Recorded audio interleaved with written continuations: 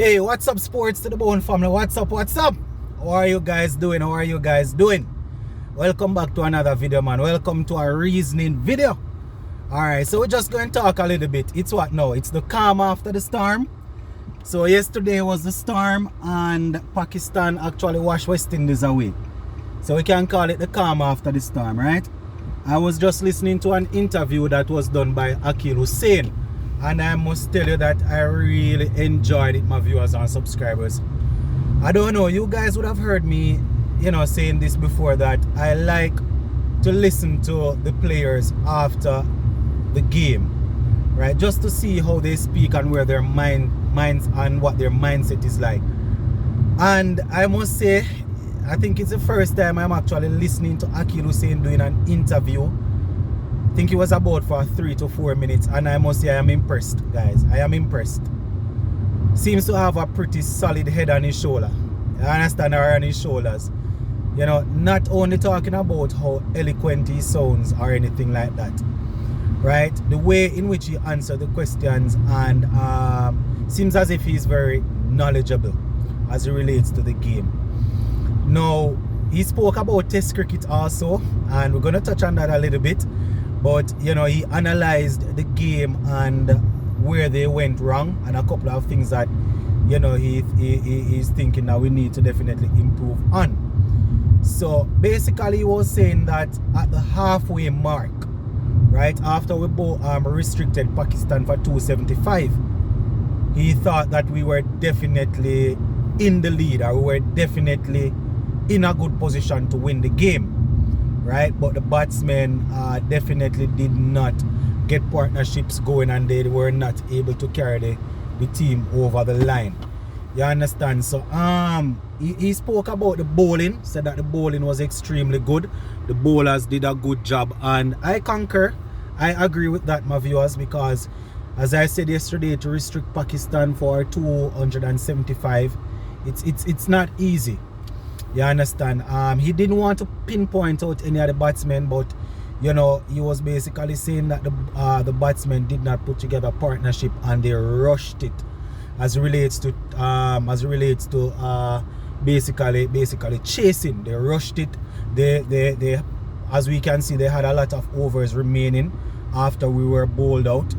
So the batsmen basically rushed it too much, which wasn't good at all. So that is something that I definitely agree with Hosein there.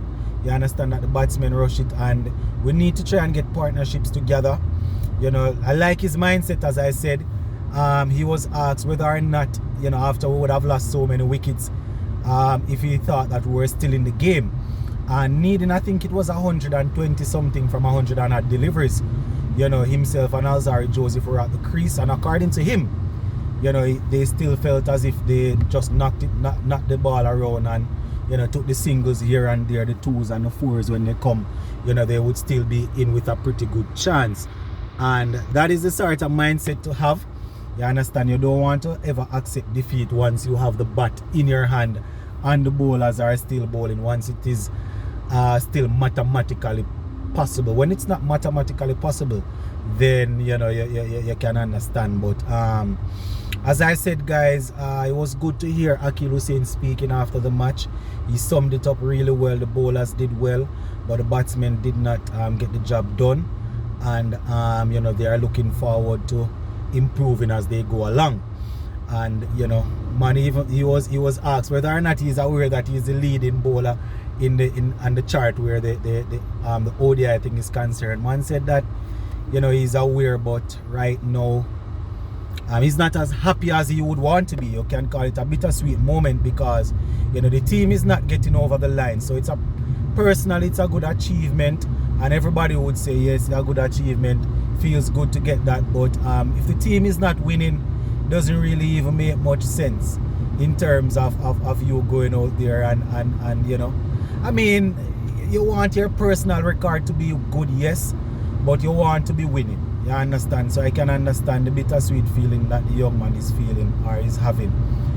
Another interesting question that was asked is whether or not he's thinking about playing Test cricket. And I have a feeling that he expected this question, or this is something that he was definitely waiting on somebody to ask him, because the answer came quick. The man said definitely yes, test cricket is something that he really wants, and he's just trying to put in the work, so you know he will be noticed and he will get that call. You understand? But he definitely wants to be a part of the test team.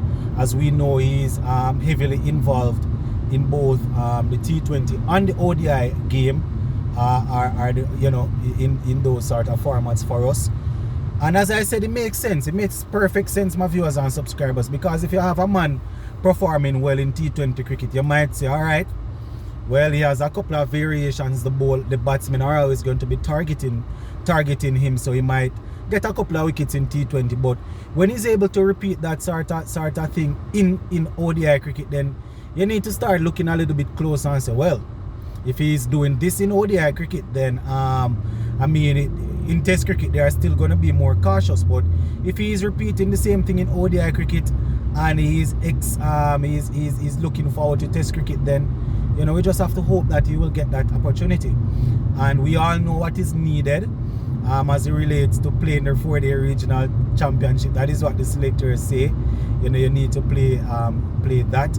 You understand? So where Test cricket is concerned now, it's probably going to be Goody Kishmoti and Akil Hosein, you know, trying to get in as the main spinners for the Test team. You know, we have Versamy Permal, we have Rakeem Carnwall, and we have all of those guys, you know, Rastan Chase and them. But you know, when you have somebody that is performing in two formats, in ODI and T20, you know, you definitely want to take a close look at them and see if you can probably get them over into Test cricket. And what you do with the white ball, you might not be able to do it with the red ball, but he's definitely performing well, as I said, guys, and it would be good to have him there. So I don't know how many persons would have seen that interview. It's on the West Indies website. It's on the West Indies page, where they are talking about you know, where they interviewed him and he was talking about the game. So can definitely check that out, my peeps. All right, quickly before we go, guys, for the track and field fans, we actually had a record. A Jamaican actually broke the 800-meter national record, the Jamaican national record. He was running here in the US yesterday. I think is Navaski Anderson, very good athlete, very humble young man. He's coming out of the St. Jago camp. Yeah, man, he went to St. Jago High School, is now attending university here in the States, and he was able to run, I think it's 1 minute 40 something, 43 or something like that. He was able to run to get that record. And I mean, it's extremely good, because that record has been there for like I think maybe about 45 years or something like that. You know, that record has been there for quite some time. And you know, we have always wanted to improve on our middle distance running, and to see us having an athlete that is able to break a record that has been there for over 40 years is extremely good, my viewers and subscribers. Extremely good, you understand? And as I said, this is a young man that I didn't coach him or anything, but I say he's a very humble young man. You know, I remember when I was doing my teaching practice teaching at St. Jago High School, met the young man a couple of times, and his work ethics, his attitude is extremely good. You know, so I am happy to see that he's out there performing, and you know, just wishing him all the best. As I said, we definitely want to see, you know, our middle distance program growing and moving from strength to strength. So shout out to Navaski Anderson, his coach, his current coaching staff, and all the coaches at St. Jago High School. People like Mr. Goburn, people like Danny Harton, you know, people like even the same our own YouTuber here, Coaches Dex. I think he also worked with him at St. Jago High School. So you know, big up to all of them. Good to see us having a 800-meter athlete doing well. So we're going to leave this one right here for now, my peeps, until later on. Hopefully I will be able to give you some information as it relates to the President's 11, how we are doing, and also the England versus New Zealand game. All right, my peeps, big up on yourself until later on.